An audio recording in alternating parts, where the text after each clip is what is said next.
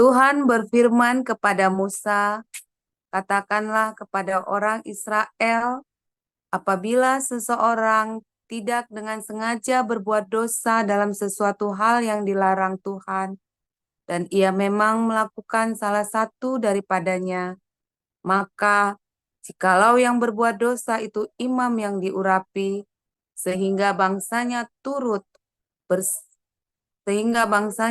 bersalah, haruslah ia mempersembahkan kepada Tuhan karena dosa yang telah diperbuatnya itu seekor lembu jantan muda yang tidak bercela sebagai korban penghapus dosa. Ia harus membawa lembu itu ke pintu kemah pertemuan ke hadapan Tuhan, lalu ia harus meletakkan tangannya ke atas kepala lembu itu dan menyembelih lembu itu di hadapan Tuhan. Imam yang diurapi itu harus mengambil sebagian dari darah lembu itu, lalu membawanya ke dalam kemah pertemuan. Imam harus mencelupkan jarinya ke dalam darah itu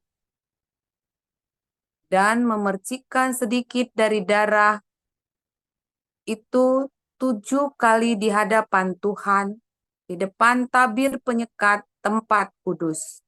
Kemudian imam itu harus membubuh sedikit dari darah itu pada tanduk-tanduk mezbah pembakaran ukupan dari wangi-wangian yang ada di hadapan Tuhan di dalam kemah pertemuan. Dan semua darah selebihnya harus dicurahkannya kepada bagian mezbah korban bakaran.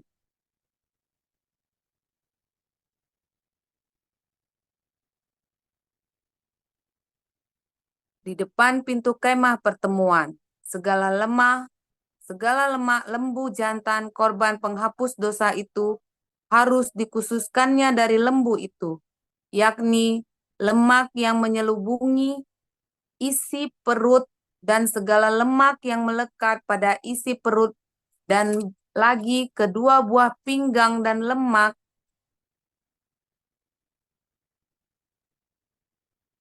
yang melekat padanya, yang ada pada pinggang, dan umbai hati yang harus dipisahkannya beserta buah pinggang itu.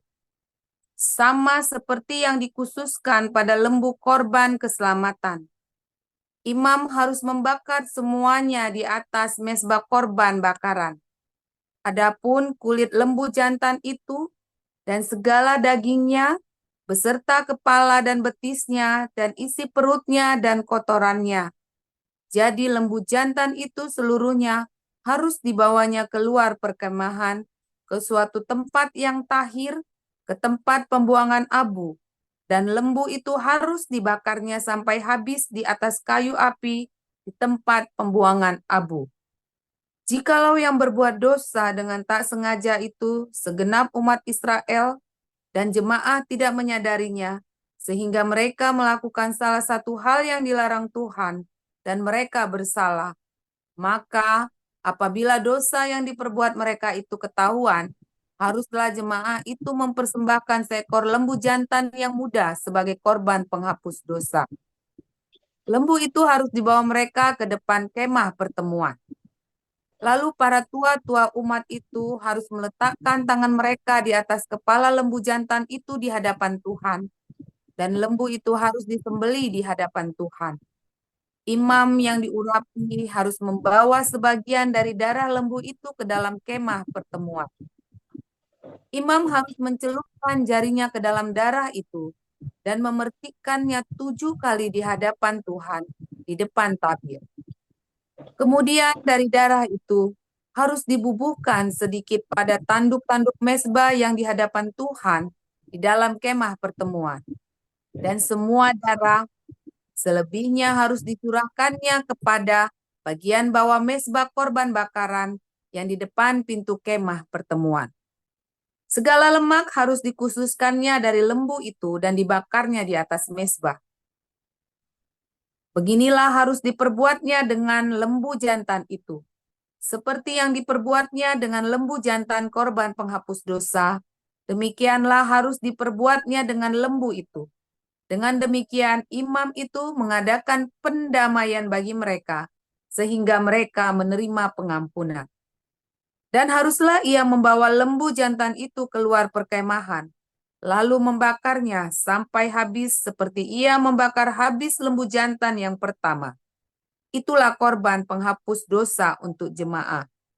Jikalau yang berbuat dosa itu seorang pemuka yang tidak dengan sengaja melakukan salah satu hal yang dilarang Tuhan Allahnya, sehingga ia bersalah, maka jikalau dosa yang telah diperbuatnya itu diberitahukan kepadanya, haruslah ia membawa sebagai persembahannya seekor kambing jantan yang tidak bercela. Lalu haruslah ia meletakkan tangannya ke atas kepala kambing itu dan menyembelihnya di tempat biasa orang menyembelih korban bakaran di hadap Tuhan. Itulah korban penghapus dosa. Kemudian haruslah imam mengambil dengan jarinya sedikit dari darah korban penghapus dosa itu, lalu membubuhkannya pada tanduk-tanduk mezbah korban bakaran. Darah selebihnya haruslah dicurahkannya kepada bagian bawah mezbah korban bakaran. Tetapi segala lemak harus dibakarnya di atas mezbah, seperti juga lemak korban keselamatan. Dengan demikian, imam mengadakan pendamaian bagi orang itu karena dosanya, sehingga ia menerima pengampunan. Jikalau yang berbuat dosa dengan tak sengaja, itu seorang rakyat jelata, dan ia melakukan salah satu hal yang dilarang Tuhan, sehingga ia bersalah, maka jikalau dosa yang telah diperbuatnya itu diberitahukan kepadanya, haruslah ia membawa sebagai persembahannya karena dosa yang telah diperbuatnya itu seekor kambing betina yang tidak bercela. Lalu haruslah ia meletakkan tangannya ke atas kepala korban penghapus dosa dan menyembelih korban itu di tempat korban bakaran. Kemudian imam harus mengambil dengan jarinya sedikit dari darah korban itu, lalu membubuhnya pada tanduk-tanduk mezbah korban bakaran. Semua darah selebihnya haruslah dicurahkannya kepada bagian bawah mezbah. Tetapi segala lemak haruslah dipisahkannya, seperti juga lemak korban keselamatan dipisahkan. Lalu haruslah dibakar oleh imam di atas mezbah menjadi bau yang menyenangkan bagi Tuhan. Dengan demikian, imam mengadakan pendamaian bagi orang itu sehingga ia menerima pengampunan. Jika ia membawa seekor sebagai persembahannya menjadi korban penghapus dosa, haruslah ia membawa seekor betina yang tidak bercela. Lalu haruslah ia meletakkan tangannya ke atas kepala korban penghapus dosa itu dan menyembelihnya menjadi korban penghapus dosa di tempat yang biasa orang menyembelih korban bakaran. Kemudian imam harus mengambil dengan jarinya sedikit dari darah korban penghapus dosa itu, lalu membubuhnya pada tanduk-tanduk mezbah korban bakaran. Semua darah selebihnya haruslah dicurahkannya kepada bagian bawah mezbah. Tetapi segala lemak haruslah dipisahkannya, seperti juga lemak domba korban keselamatan dipisahkan. Lalu imam harus membakar semuanya itu di atas mezbah, di atas segala korban api-apian Tuhan. Dengan demikian, imam mengadakan pendamaian bagi orang itu karena dosa yang telah diperbuatnya, sehingga ia menerima pengampunan. Ibrani 13. Perihalalah kasih persaudaraan. Jangan kamu lupa memberi tumpangan kepada orang, sebab dengan berbuat demikian, beberapa orang dengan tidak diketahuinya telah menjamu malaikat-malaikat. Ingatlah akan orang-orang hukuman, karena kamu sendiri juga adalah orang-orang hukuman. Dan ingatlah akan orang-orang yang diperlakukan sewenang-wenang, karena kamu sendiri juga masih hidup di dunia ini. Hendaklah kamu semua penuh hormat terhadap perkawinan, dan janganlah kamu mencemarkan tempat tidur. Sebab orang-orang sundal dan penzina akan dihakimi Allah. Janganlah kamu menjadi hamba uang, dan cukupkanlah dirimu dengan apa yang ada padamu, karena Allah telah berfirman, Aku sekali-kali tidak akan membiarkan engkau, dan aku sekali-kali tidak akan meninggalkan engkau. Sebab itu dengan yakin kita dapat berkata, Tuhan adalah penolongku, aku tidak akan takut. Apakah yang dapat dilakukan manusia terhadap aku?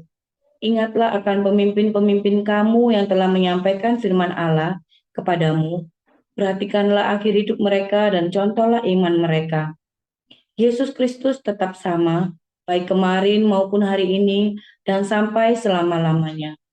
Janganlah kamu disesatkan oleh berbagai ajaran asing, sebab yang baik ialah bahwa hati kamu diperkuat dengan kasih karunia dan bukan dengan berbagai makanan yang tidak memberi faedah kepada mereka, yang menuruti aturan-aturan makanan macam itu.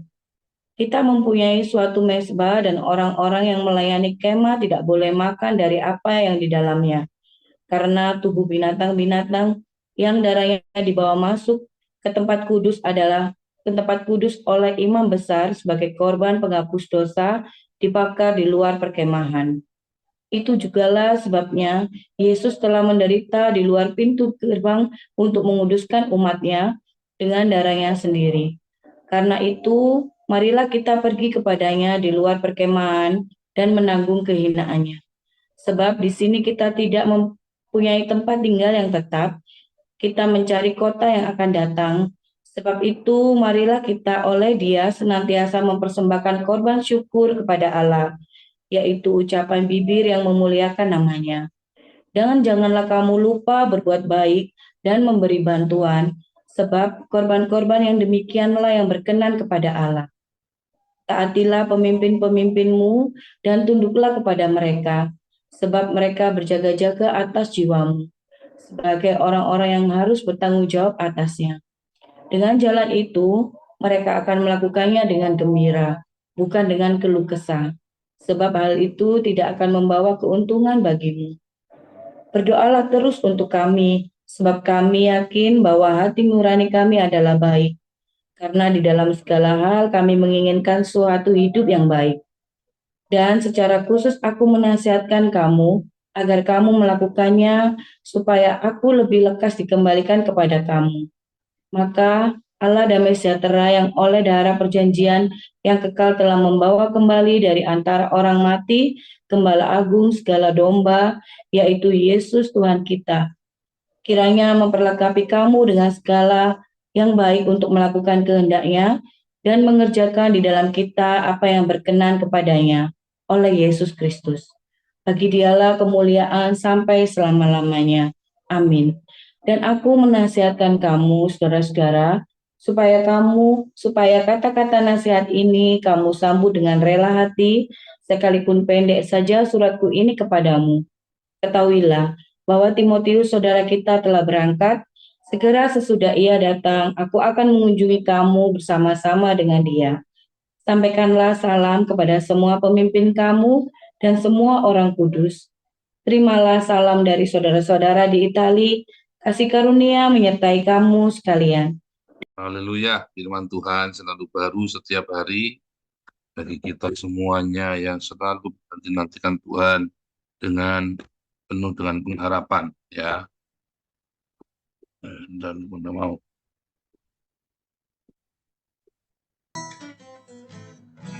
Oh, betapa indahnya Ya. dan betapa Saudara, kemarin kita sudah belajar darah yang najis dan lemak yang terbaik, semua yang terbaik, ya. Tetapi hari ini kita belajar lagi nih, ya, bahwa darah itu menyucikan. Gimana bisa yang najis itu menyucikan? Ya, saudara ya. Wah, ini paradoks ini, ya kan? Paradoks ini, atau malah kontradiktif. Bukan ya, saudara ya. Darah itu najis ketika darah itu tidak diperuntukkan untuk tersebut. Tetapi darah itu tidak boleh dibakar di mezbah, melainkan harus digarami dulu supaya darahnya itu hilang, lalu dibakar. Di darah itu tidak boleh dipersembahkan. Darah itu juga tidak boleh dimakan, karena di dalam darah ada suhe, jiwa, ya, dari makhluk tersebut, baik manusia maupun binatang. Nah, manusia dan binatang sama-sama punya jiwa, ya. Jadi jangan bilang, oh binatang tidak punya jiwa, oh punya, ya. Manusia dan binatang sama-sama punya jiwa. Jadi darah itu harus dicurahkan di sekeliling mezbah. Jadi ketika mereka membaut mezbah, lalu pinggir-pinggirnya itu digali seperti parit, lalu darahnya dicurahkan di situ semua. Tidak boleh dibakar di atas mezbah, tetapi kemudian diambil sedikit darah itu untuk dipercikan ke tabut perjanjian, ya, di tanduknya, ya, pinggir-pinggir tabut perjanjian ada ininya, ada ujung-ujungnya itu, ya. Kemudian dipercikan kepada para imam, dioleskan di kupingnya, ya, dioleskan di kupingnya untuk menyucikan. Untuk menyucikan, ya. Kalau seorang nasir tidak boleh kena orang yang pendarahan, perempuan yang sedang pendarahan, ya. Seorang nasir tidak boleh kena darah. Kalau misalnya orang lagi mau makan kambing, mau makan ayam, darahnya kena dia, yang nggak boleh. Tetapi ketika darah itu adalah darah dari binatang yang dikorbankan, maka darah itu akan menyucikan apapun, ya. Darah itu akan menyucikan apapun. Dan ingat, di dalam darah itu ada jiwa. Itu adalah jiwa yang dikorbankan, jiwa dari daging yang dikorbankan, ya. Jiwa, darah itu kan, di dalam darah ada jiwa, ada suhe, ya, ada nefes. Nah, di dalam nefes, di dalam darah dari binatang yang dikorbankan, maka itu akan menyucikan karena dikorbankan. Ada daging yang dikorbankan, ya. Ada yang mati di situ. Demikian juga dengan darah Yesus. Ketika Yesus, anak domba Allah yang tak bercacat celah, yang suci mulia, ya, harus suci mulia dulu hidupnya, ya. Yesus itu kalau tidak mau suci nggak bisa, nggak berkenan juga. Anak domba juga tak bercacat celah. Waktu dipersembahkan itu, ya, diperiksa buktinya, ada ulatnya enggak, ada belakungnya enggak, ada boroknya enggak, dia tangannya lurus enggak, kakinya dilihat, ya, nanahan apa enggak, itu kelaminnya, matanya cacat apa enggak, semua diperiksa, ya. Harus sempurna, nggak boleh sampai ada boroknya, nggak boleh sampai ada lukanya, tidak boleh sampai ada belakungnya, kupingnya ada ulatnya, ada caplaknya, segala macamnya. Harus bersih semua, ya, harus bersih. Nah, maka domba atau lembu atau binatang itu layak untuk dikorbankan, diperiksa dengan standar, ya. Demikian juga dengan anak domba Allah, itu Yesus Kristus adalah yang tidak bercacat celah, suci mulia kehidupannya, yang dikorbankan, dan kemudian darahnya yang menyucikan kita semua dan seluruh dunia. Darah yang kekal, ya, yang menyucikan seluruh dunia, darah yang mahal, harganya telah lunas dibeli oleh darah Yesus. Jadi kamu yang masih tersinggungan, maka katanya belum lunas. Entah gimana caranya kok bisa belum lunas, padahal darahnya itu amat mahal yang menebus umat manusia, seluruh umat manusia dari masa ke masa, ya. Nah, lalu bagaimana dengan kita? Ya, ketika kehidupan kita suci, kehidupan kita yang menguduskan hidup kita, kita menyucikan, ya, kita melatih diri kita hidup di dalam kekudusan, maka kita akan masuk di dalam sebuah korban bakaran. Saudara, nggak sembarangan, ya, ketika saya dulu pernah cerita, kalau kamu lagi disakiti, kalau kamu lagi dianiaya, jadikanlah itu korban bakaran yang wangi bagi Tuhan. Nanti dulu, kalau saudara lagi dianiaya karena saudara paling jemuran, jangan bilang itu korban bakaran buat Tuhan. Pundukmu peang, saudara. Anda maling celana dalam disambit sama orang, aniaya dari sorga. Saya pernah ketemu teman begitu, ya. Saya lagi ketemu teman, ngobrol. Iya, Bu Paul, saya sedang mengalami saya sedang disembelih, disalibkan bagi Tuhan Yesus. Loh, kenapa? Iya, ini saya kemarin terlibat di dalam kasus penggelapan, saya dituduh ini menggelapkan uang. Tetapi saya dengar memang dia benar-benar menggelapkan uang. Ya, itu bukan aniaya dari surga, Dul. Itu kamu bikin salah, oh memang perlu dipenjara. Itu bukan korban bakaran, saudara. Ya, itu bukan korban bakaran. Ketika kamu habis melakukan hal yang merugikan orang lain, lalu kamu dipenjara, atau kamu digebukin sama orang, ya, atau kamu, ya, misalnya kamu habis melakukan hal yang tidak senonoh, lalu di-broadcast di YouTube, lalu kamu bilang bahwa itu adalah korban bakaran bagi Tuhan. Saya ini sedang disalib bagi Tuhan Yesus. Undurmu pengen, saudara, kamu bukan disalib bagi Tuhan Yesus, kamu sedang menuai apa yang kamu tabur. Bedakan itu, hati-hati, saudara, ya. Itu bukan Betty, beda tipis. Itu kamu Belgi, belaga gila itu namanya. Ya. Jadi kamu jangan sok-sokan disalib bagi Kristus gara-gara maling celana dalam. Ya, saudara, ya. Gundutmu peang. Hati-hati, saudara, itu bukan Betty. Itu kamu belaga gila Belgi. Ya. Jadi korban bakaran itu adalah korban dari kekudusan kesucian hidupmu yang kemudian waktu kamu melakukan apa yang itu berasal dari Tuhan yang suci dan mulia, lalu kamu masih difitnah, kamu masih dihina, kamu masih dianiaya. Itu yang namanya korban bakaran.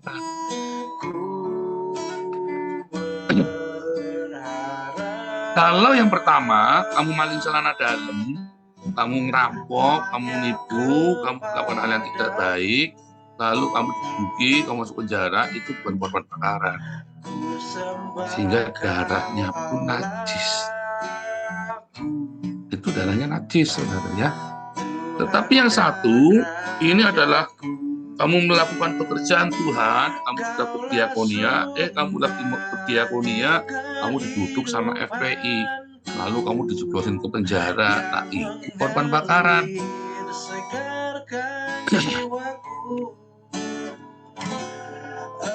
Ya, itu korban bakaran. Oh, saya dianiaya karena Kristus. Bukan, kamu bukan dianiaya karena Kristus. Kamu dianiaya karena kamu sedang maki-maki Islam. Nah, itu juga harus bedain. Banyak orang nggak ngerti bedanya, ya, di penjara karena dia sedang memberitakan Injil, dan di penjara karena maki-maki, sedang maki-maki agama lain. Ya, itu juga Anda harus bedakan, jangan berpikir itu martir. Saya juga sadar, saudara, ya, saya berhati-hati.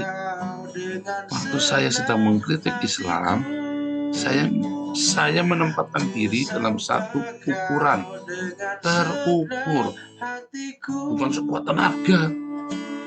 Dan saya tidak mau jadi masuk penjara terus gara-gara saya maki-maki Islam. Makanya saya ke Eropa dulu. Karena ketika kemarin saya masuk penjara, itu saya bukan martir, saudara. Bukan saya sedang berada di dalam jalan Tuhan memberitakan Injil.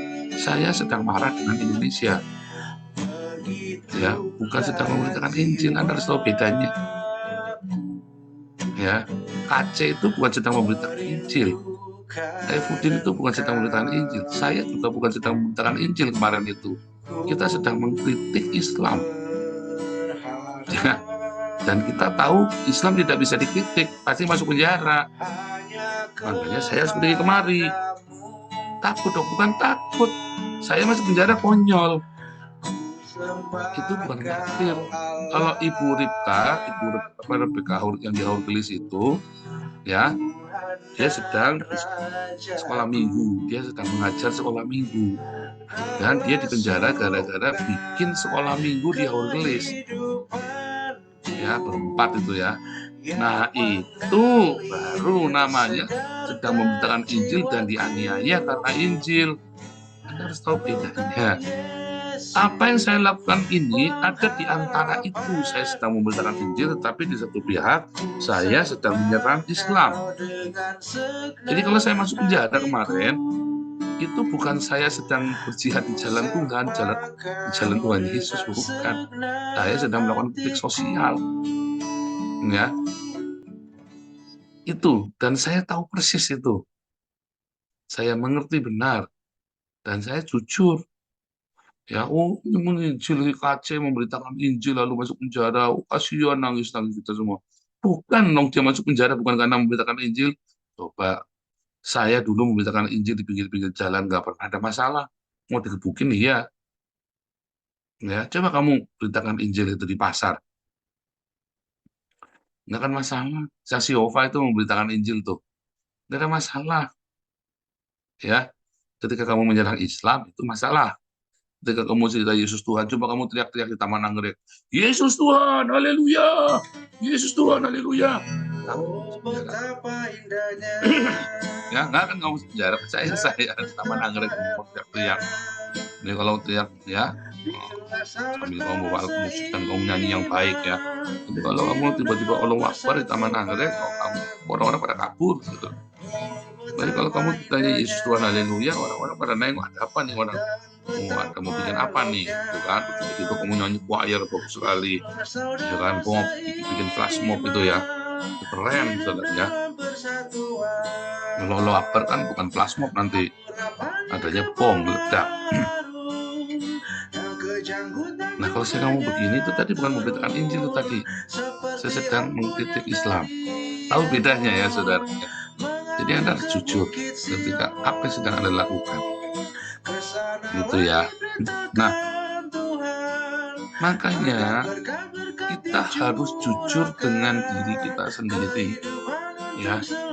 Kalau kita sudah lurus, sudah lempeng, kita sudah bekerja dengan sungguh-sungguh, kita sudah berbuat yang baik, lalu orang masih menghina dan menganiaya kita masih di penjara, kita masih difitnah, ya, kita sudah itu tadi kayak saya dituduh nyolong 1.000, dapat komisi 1.000 rupiah per kilo dari si ceker babi itu.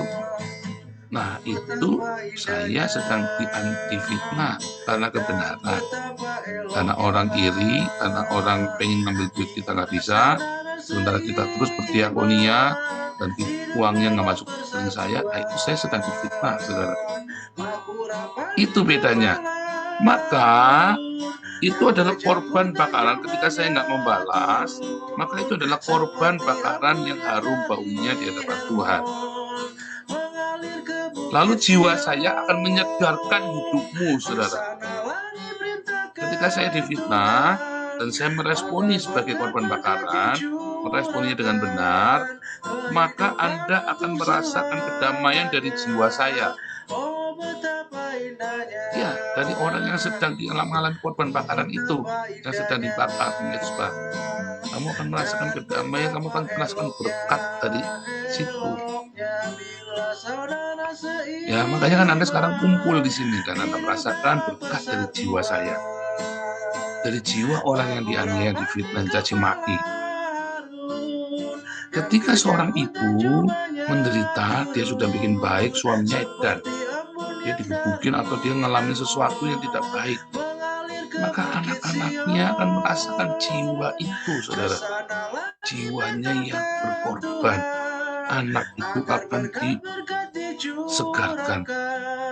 Waktu mami saya itu teraniaya oleh papi saya kan bukan suami yang baik. Lalu saya tanya sama mami kok enggak cerai aja tuh? Saya nggak tahan, mami digebukin ya. SMA kelas 3 itu tak lawan papi saya ya. Mau ngebukin mami, saya langsung terladuk di tengah, saya lawan begitu ya. Gila itu papi saya, jago kungfu, memang jago kungfu. Terus kami pergi dari rumah tetangga, diusir pergi sana ya, kami pergi berdua kan. Jadi kakak saya dua sudah di Surabaya, di rumah sendirian sama mami saya ya. Jadi kita berdua kita beres-beresin itu ya, barang-barang itu cepat pergi. Waktu itu jembatan di Kalikung itu putus, jadi kita lewatnya muter jauh sekali. Dan sekali waktu diusir itu kasihan sekali kita itu ya, berjalan jauh sekali. Nah, saudara, apa yang terjadi, saudara? Mami saya itu jawab, kalau mami cerai, kamu nanti berantakan semua bertiga. Dia berkorban demi anak-anaknya, ya. Suami saya itu berkorban, dia tidak mau cerai supaya anak-anaknya punya teladan. Makanya waktu saya pacaran sama Ana itu, saya kan ada satu teman laki, dia bilang, mami lebih suka sama Ana karena orang tua cerai. Sepele sekali ya saudara ya, saya maaf ya saudara yang saya tidak menganggap terus nanti nggak baik, minta kemuliaan dari Tuhan. Kalau kamu tidak bercerai, maka kamu akan menjadi berkat. Saya sering bilang, kalau orang tua nggak mau disalib, anaknya yang disalib loh nanti. Kamu ada konflik dan kamu nggak mau disalib dua-duanya. Anaknya nanti yang tanggung, lihat papa mamanya berantem terus. Lihat mamanya jadi algojo, bapaknya jadi algojo. Satu wangkong lawan siluman ular. Wah, kalau di rumah saudara sunggokong sama siluman ular tiap hari. Ya saudara ya, aduh pusing anak ini lihat. Anaknya akan merekam. Tapi kalau ada yang mau disalib, satu saja salah satu mau disalib, anaknya akan baik tetap walaupun dia tahu. Mengalahnya bukan karena teraniaya, bukan karena dengan satu tujuan. Nah, ada suami-suami ditindas istrinya. Ya, tapi kalau dua-duanya mau disalib, wah haleluya puji Tuhan. Anak-anaknya akan sangat diberkati. Dan memang dalam pernikahan yang bahagia, suami dan istri sama-sama disalib. Ya kan, sebetulnya sama-sama disalib. Maka ada Eden di situ. Ya kan, ada surga, kerajaan Allah datang dalam rumah tangga itu karena dua-duanya mau disalib, mau dikorbankan. Jangan ngomong berkorban. Anda kan nggak mau, tapi kan dikorbankan. Maka nanti kan korban perasaan tiap hari. Nah, itu kan perasaan jiwamu yang akan menyegarkan anak-anakmu. Orang yang dekat-dekat dengan kamu bahagia, senang, merasakan damai sejahtera. Orang kalau masuk rumah saya semua sejahtera damai. Ya kita tanpa sengaja kita ngonselingin orang-orang bule-bule ini yang datang ke rumah ya. Mereka kalau datang itu sampai nangis-nangis. Kita bukan konselor ya. Tetapi mereka kalau datang sampai nangis-nangis cerita, kita cuma cerita hal yang sepele. Nah, saya cuma cerita yang sepele, saya yang jahat, istri saya yang baik, yang lembut hatinya itu, yang kemudian kami dipulihkan. Lalu mereka itu biasanya menangis dan mengaku dosa, saudara. Kita nggak nanya ngaku dosa, duh maaf ya aku terlalu emosional. Nggak apa-apa, kita juga mengalami. Yuk. Ada pasangan sahabat saya di sini mau cerai, saudara ya, sudah pisah rumah ya. Saya bilang, saya lihat di sini kita undang makan, habis makan ya itu tadi curhat nangis, saudara ya. Akhirnya mereka sekarang baik. Senang kalau datang diundang kembali, senang ya. Mudah-mudahan itu jadi berkat ya, dan bisa benar-benar memulihkan. Sekarang sih sudah tinggal serumah lagi, sudah kompak lagi ya. Nah, cuman ya kita nggak tahu kalau tiap harinya berantem. Tapi memang kalau sudah orang Belanda ini kalau udah bilang the cook is off, maka the cook is off itu kuenya udah habis. Ya udah cerai saudara, langsung udah amat ya. Minta saya nanti enakan ngomong deh. Oh ya masih ya. Jadi saudara, suami istri dua-duanya harus mau disalibkan. Tapi jangan suami, saya sedang disalibkan, saya sedang berkorban demi Kristus gara-gara kamu konangan selingkuh, bendunmu pakai itu juga bukan disalibkan ya. Memang kamu udah diam, kamu udah salah. Jangan banyak bacot, udah salah, selingkuh, masih banyak bacot lagi. Jangan juga. Yang kedua, istri-istri ngabisin duit suaminya. Saya sedang disalibkan bagi Kristus. Kamu kemarin belanja kebanyakan, suamimu ngamuk. Ya kamu diam saja, jangan banyak bacot, jangan ngomong itu disalib. Kartu kredit jebol 100 juta, suamimu cekelan batu kamu. Aduh, dimarahin pagi sore ABCD, set sampai balik lagi, set balik lagi, set balik lagi tiap pagi. Pagi siang malam itu kamu bukan disalib, memang kamu harus diomelin tuh. Bagus nggak dicerai lu. Tuh ya. Kemarin ingat nggak ceritanya Ibu Vanessa dulu ya, 2 tahun yang lalu pernah kesaksian di sini ya. Ibu Vanessa ini sampai menghabiskan seluruh kartu kredit, semua dimentokin semua kartu kredit suaminya gara-gara judi. Waktu saya dengar itu, suami kamu nggak ceraikan kamu? Saya sampai melongo, ini orang bule Belanda ya. Enggak, dalam keluarga suami saya nggak ada yang cerai Pak Paul. Jadi saya dia diem, nggak marah, dia cuma diem sampai saya merasa salah sendiri. Maka terus kartu kreditnya saya gunting depan suami saya. Ya sekarang suami saya bayarin kartu kredit saya. Dia bilang nggak diceraiin itu. Enggak, hebat sekali suamimu. Dia bilang cinta sekali suami sama kamu. Itu suaminya yang disalib, bukan si Vanessa yang disalib. Ya, tapi saya lihat anak-anaknya jadi baik, saudara ya. Anak-anak Ibu Vanessa ini kemarin ya, yang di Belgia kalau Anda ingat ceritanya ya. Anak-anaknya jadi baik. Karena suaminya waktu istrinya salah, si suami ini benar-benar mengampuni, mencurahkan. Itu ya. Anaknya jadi baik ya. Itu saudara. Suami istri itu harus mau disalib, harus ada pengampunan di rumah.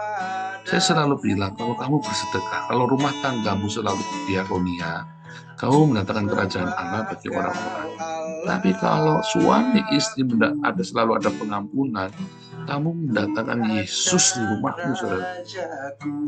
Yang punya kerajaan Allah itu datang, ya. Dan tentu dia akan membawa kerajaannya, ada berkat, ada shalom, ada Jehovah Jireh, ada Jehovah Rafa, ya, ada Tuhan mencukupkan, menyediakan, ada Jehovah Rafa, Tuhan sembuhkan, ada Jehovah Nisi, kamu punya kemenangan, ada Jehovah Sebaot, pemilik alam semesta ini, ya, ada Jehovah Rohi, ada tuntunan Tuhan yang luar biasa, ada Jehovah Shammah, Tuhan hadir dalam hidupmu. Kalau mau disalib dua-duanya, ada pengampunan dua-duanya. Ya, saudara ya, Yesus memberkati.